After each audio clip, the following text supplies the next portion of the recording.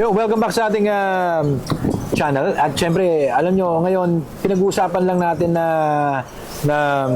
kami, nag-usap kami kayo na before namin kami na direct. Nag-usapan na bago magsimula to. Etong tungkol sa impeachment.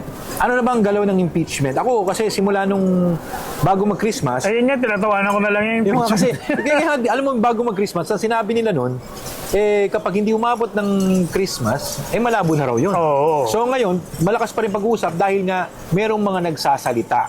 Oo, ang nangyayari kasi ngayon, nanghihikayat yung mga Oo, left. Yung mga akbayan ba yan To the tawag left, dyan? to the left. Oo. Ganun, So ang mali lang dito, napapapuna ako eh. Hindi, pero ikaw ba, hindi lang naman sa left, kasi nagsalita rin naman yung, may nagsalitang ibang kulay, di ba? Oo. Oh, sabihin na natin. Pero- Ang nagsalita dyan, brother, number one, nakita natin. Ito kasi, kaya ako lang nakita kasi, di ba, kasi sumama tayo sa peace rally di ba? Yung peace rally kasi, ang gusto nating mangyari doon, gusto ng ating mga kapatid na Peace. INC is peace. Yung magkaisa, yung ayusin na lang natin to, di ba? Ngayon, yung meron mga nag-react dito, di ba? Namely, si Laila de Lima. Laila de Lima, Oh, tapos si Franz Castro, si Brosas. si Brosas. Ano pa nga first name ni Brosas? Hindi ko kilala yan eh. Hindi ko kilala ang congressman yun. Kala ko nga lang, Ha? Gabriela. Gabriela Brosas. Hindi, yung Kilala ko lang si Kay Brosas. Hindi, yung party list yan, dapat hindi na iboto yan. Yung yung Tapos- Gabriela ba yan? Huwag na dapat iboto yan. Isa pa si Raul Manuel, di ba? Oo, May si sinabi Raul rin yan. talaga yan.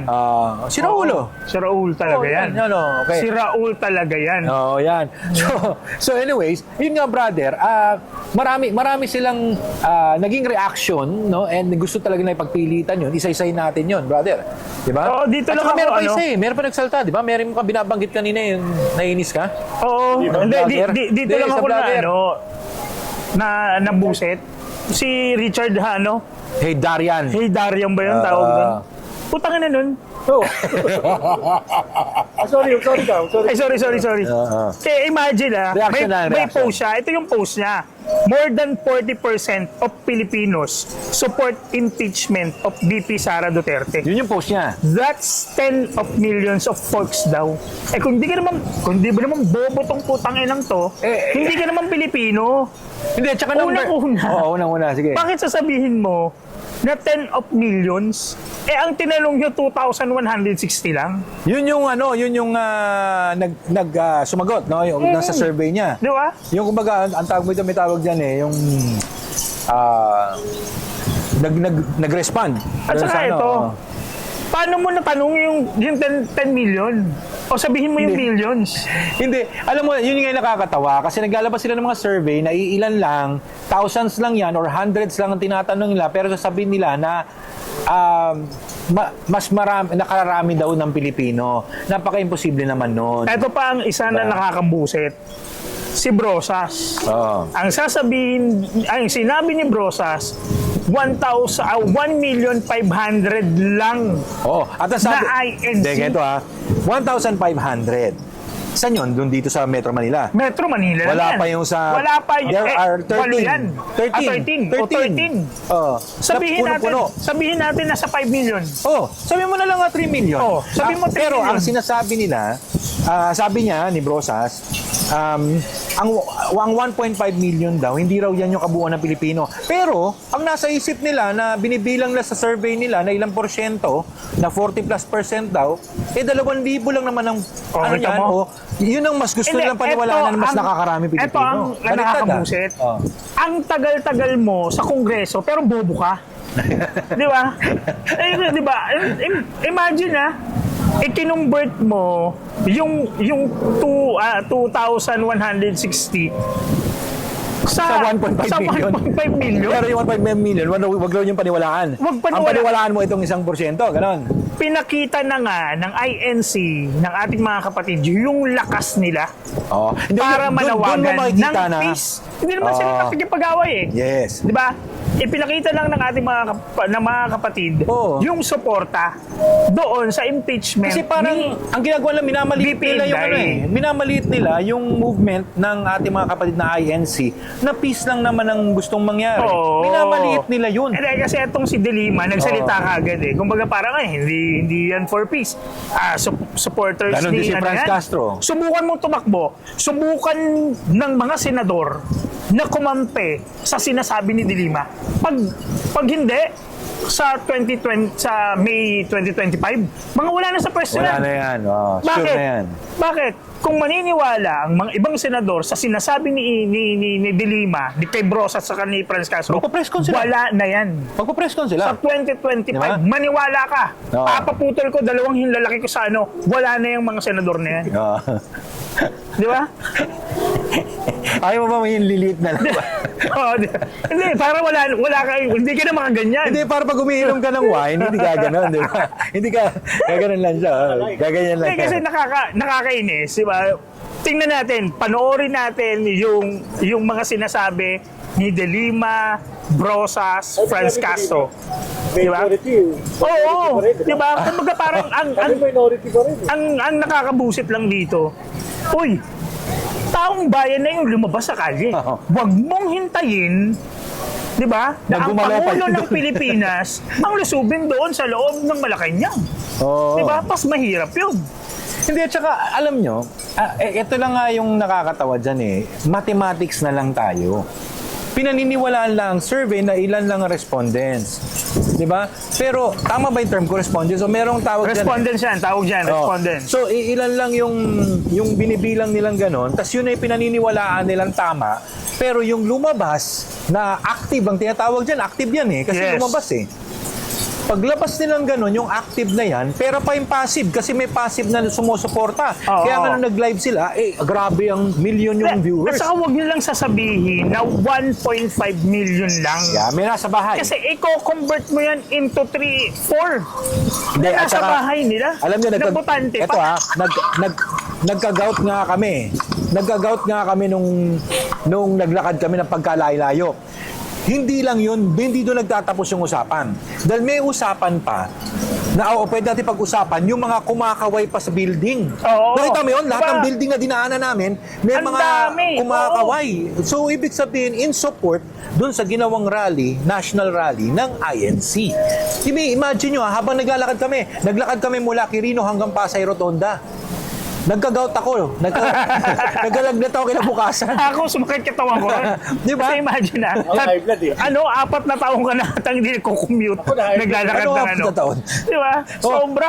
Alam nyo, grabe, sinasabi ko sa inyo, yung linakad namin na yon, buong lakad mo na yon, ang daming sumasalubong kumakaway.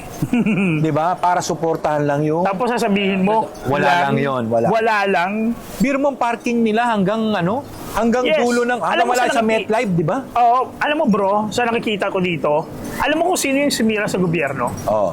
Etong mga nasa Congress na ang tingin sa ibang tao o ibang politika na kaya nila ngayon. Kasi may support sila eh. Oo. Alam natin na may support yan. Hindi naman magbubuga ng salita yan nang walang suporta. nang walang suporta. Pero sinasabi namin dito, taong bayan na yung nagsalita. 'Di ba? Oo. Taong bayan na. Kumbaga kung hindi nyo, ayan, si Franz Castro, si Brosas, si De Lima, kung hindi nyo nakikita yung concern ng mga tao, sabihin mong 1.5 kung 1.5 M lang yan, matakot ka dyan. At saka linalang mo yun. Diba? Sige nga, bilangin nga nila yon sa isang Oo. araw. Kayo nga nagpaano, di ba? Kayo nga nung isang araw, kahapon ba yon? Nagpatawag sila ng kung ano-ano sa impeachment, something. Meron ba? Wala namang pumunta. Hindi, wala nga ako nabalitaan eh. Dapat Wala balitaan. nagdadasal kayo para sa sarili nyo eh. Tama, sa totoo lang. Hindi, sa totoo lang. Real talk lang naman yun eh. Dapat ang pinagdadasal nyo, yung mga sarili nyo.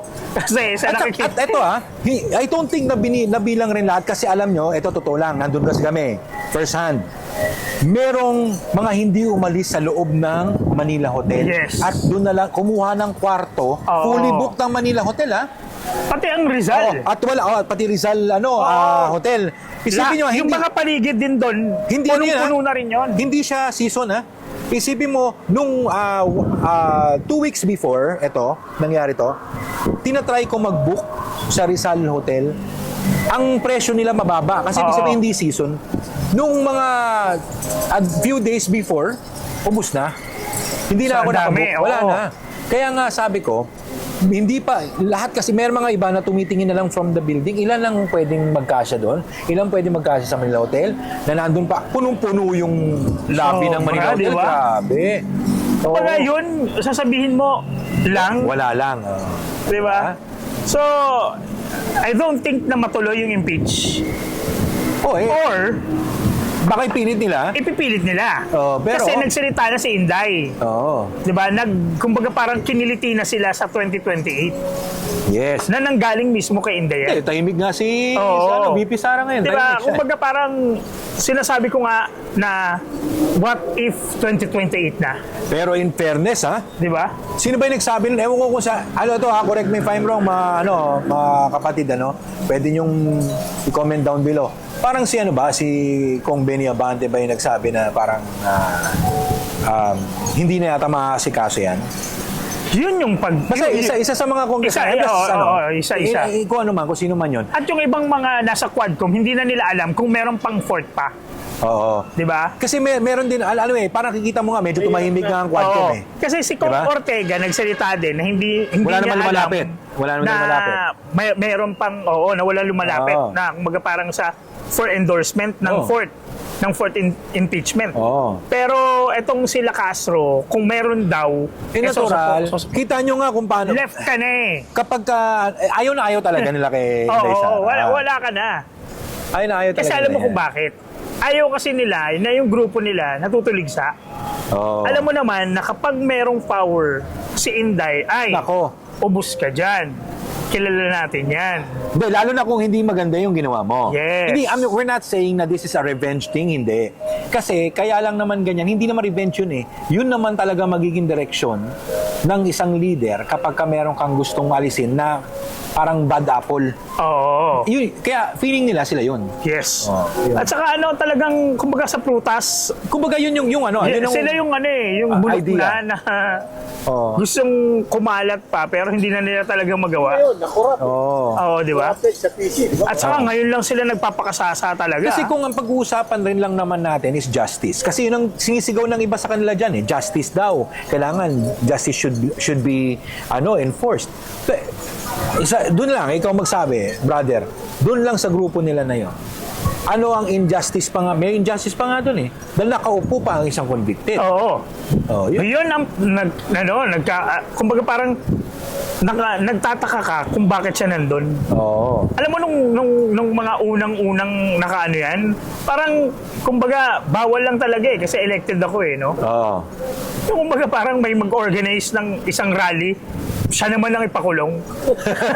Grabe. Di ba? Hindi, 4 piece na nga daw tayo. Ikaw naman. Ay, kaso lang 4 piece nga. 4 4 piece. So, ayan, dadagdagan yung benepisyo ng 4 piece. 4 piece, well. Pero magpabuntis ka muna. Hindi, pero ito yun nga ang sinasabi ko. I mean, kung alam mo kahit leftist ka man o kung saan ka man, hindi ba ayaw ba nila na na lang tayo peace? Peace na lang tayo. Tapusin na lang natin lahat ng Yes, mga oo. oras ng dapat matapos at Kumbaga, sumunod na lang kung dapat sinusumunod. Ganon. Tulong na lang ba? Di Oo, ba? mas maganda nga yung... Tapos ipaglaban nyo kung ano gusto ipaglaban ng tungkol dun sa sektor nyo. Yes. Yun lang naman yung So ayan, pero ayan, malalaman natin sa ating mga kababayan. Mag-comment lang po kayo para kahit paano po makapag-response Oo. po kami. Para sa susunod po na podcast po namin, mapag-usapan po namin Oo. yung mga comment na ibinato nyo. At saka open naman kasi tayo sa open naman tayo sa mga sasabihin nila kasi Yes. kami naman dito pinag-uusapan lang namin to para maliwanagan ng both sides, no? Tayo o iniisip rin naman natin kung ano yung nasa isip din ng mga kapwa-tao natin, Yes. mga kababayan natin. Siyempre, Oo. lahat yan open naman dito. Okay, wala rin naman tayo masyadong parang gustong i-target o hindi naman, napapag-usapan lang. Yes. Okay. So anyway, maraming salamat for joining us in this episode at siyempre sana sa mga susunod na episodes pasuportahan niyo po pa po kami dito sa aming channel. Bago po ang Yes. channel namin kasi yung dati namin channel medyo may nangyaring na corrupt. Oo, hindi meron ko nang nangyari, no? So Anyway, gusto ko lang talagang magpasalamat sa ating mga kababayang OFW kasi talaga sila yung mga Uy, oo. nakatutok. Salamat sa inyo. Oo. Mga taga Hong Kong, Singapore, United Kingdom, maraming salamat Lahat. po sa inyo. Pasal sa lahat po ng OFW sa buong mundo. Yon. So maraming salamat po sa inyo. Like and share this video and don't forget to subscribe to our channel, Brothers for Duterte B4D. Ako po si Tito Potato. At ako si Maki Atencio. Yun, ito po ang B4D.